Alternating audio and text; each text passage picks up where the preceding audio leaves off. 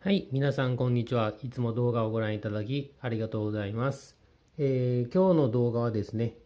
最近ラジコンでドリフトのですね、団体走行をですね、よくしてるんですけど、それが楽しいと思っていてですね、やっぱりラジコンでですね、団体走行をするのってドリラジをする上で、一つですね、醍醐味なのかなと思っています。そんな中でですね、団体走行をするとですね、自分の足の遅いところとかですね、速いところなんかもよく分かってですね、非常にいいかと思うんですけど、ちょっと見てるとですね、初心者の方とかですね、気を使う性格の方とかですね、遠慮気味に仲間に入れずに、ちょっと傍から見られている場面もよく見かけたりします。逆にですね、一人でゆっくりと走るのが好きな方とかですね、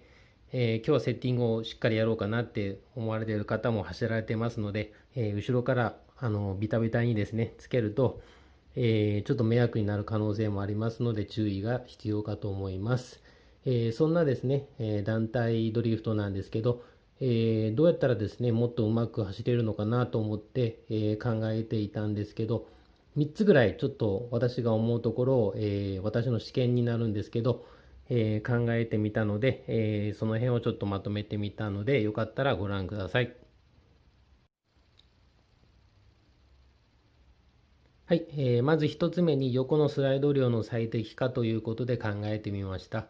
縦横問わずの話なんですけど、皆さんグリップを高めるっていうことに関してはですね、非常に熱心に、研究されててですね、セッティングされているかと思います。ラジコンの動きのですね、良し悪しに大きく関わってくる大切なセッティング項目の一つかと思うんですけども、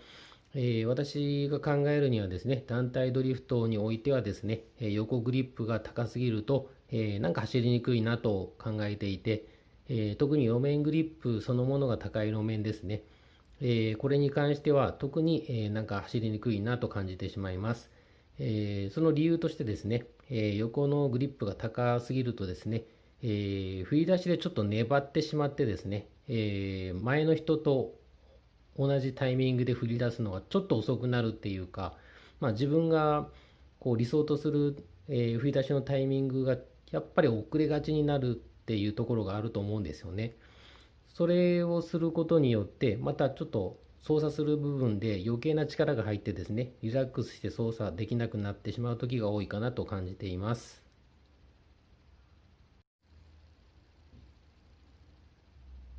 はい、2つ目に他者を意識したライン取りということで考えてみました。コースのですね、幅をですね、フル活用してですね、走ることが大切かと思うんですけど、レースの世界なんかでもですね、よくアウトインアウトというふうに言われています。ドリラジにおきましてもですね、前を走る人とか後ろを走る人とかいる場合があると思うんですけど、そういった時にはですね、詰めるラインとか待つラインとかそういったものが、分かっていると、車間がですね調整がしやすいので、そういったところを意識して、走ることが大切かと思います。例えばですね、こういったコーナーがあったとして、3本線が引いてあるんですけども、どの、ライン出した方が、一番速く走れるだろうかと考えたときに、やっぱりこの赤のラインだと思うんですよね。こっちの2つに関しては減速して入らないといけないので、どうしても遅くなってしまうんで、そういった時にはですね、どうしたら脱出速度を上げられるだろうかっていうふうに意識して走るとですね、なるべく直線的なラインで走った方が脱出速度も速くなるので、非常に、効果的な、ライン取りになるかと思います。あとですね、私が日頃見てて思うのは、ライン取りであたふたする人っていうのは目線が結構近い人が多いので、なるべく遠くの方を見てですね、操作すると、ライン取りがまた違ってくるかと思います。なんかスポーツカーとか乗られてた方はわかるかと思うんですけど、すごい運転席って、低く作られていて、重心をですね下げるっていう効果ももちろんあるんですけど、なるべく近くを見ないで、運転するように設計されているっていうことも、聞いたことがあります。だからですね、なるべく先の方を見て、操作すると、また違ったライン取りが見えてくるかと思います。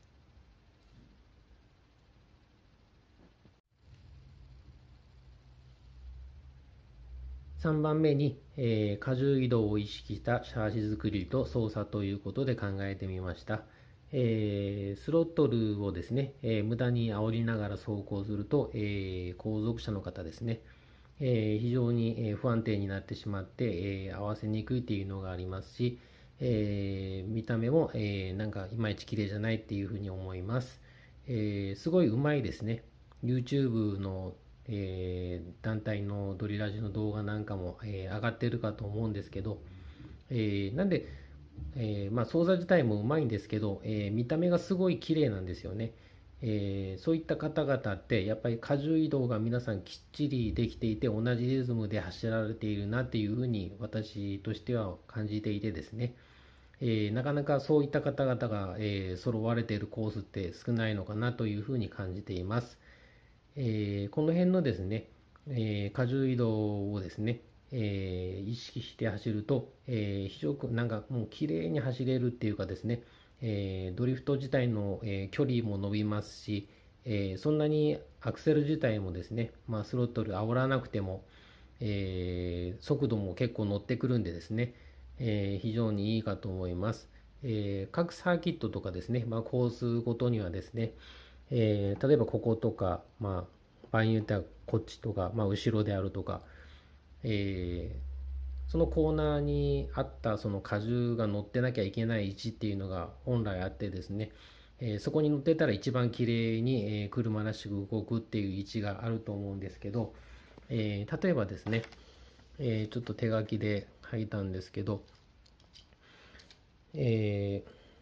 こう車が走ってきたとして、はじめここ入るときはここに荷重が乗ってて、それで徐々にこっち側に移動してくると思うんですよね。それでこれミニカーでも少しこう浮いたりするんですけど、こっちにこうちょっとこっちに荷重が乗った状態で、次のこのコーナーでは、えー少しここから、前の方ですね、荷重を移しながら、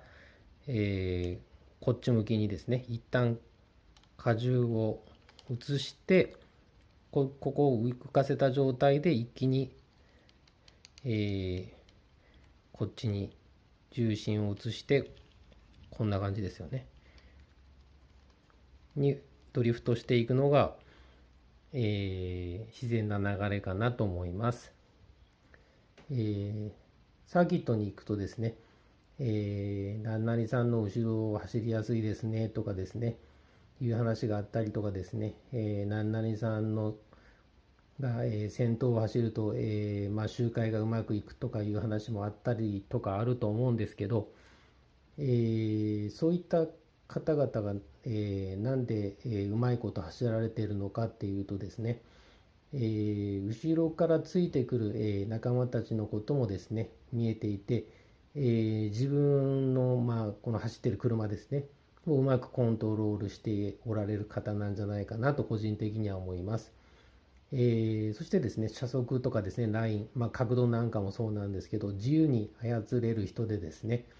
プレッシャーなんかもですね、先頭走るとかかるかなと思うんですけど、そういったプレッシャーも感じずに、打ち勝ってですね、周りを見る余裕があるっていう人ですよね。だからですね、2番目、3番目の人は、じゃあそんなにうまくないのかっていうとですね、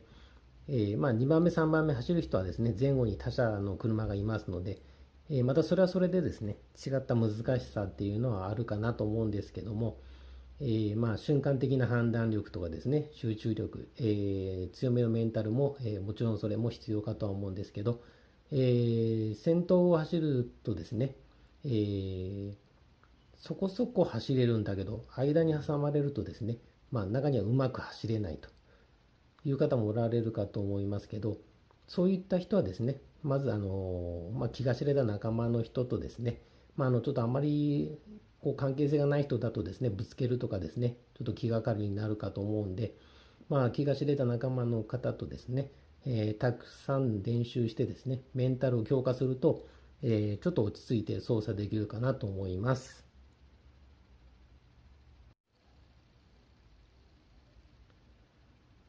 ですね、今回の動画の、サムネの話になるんですけども、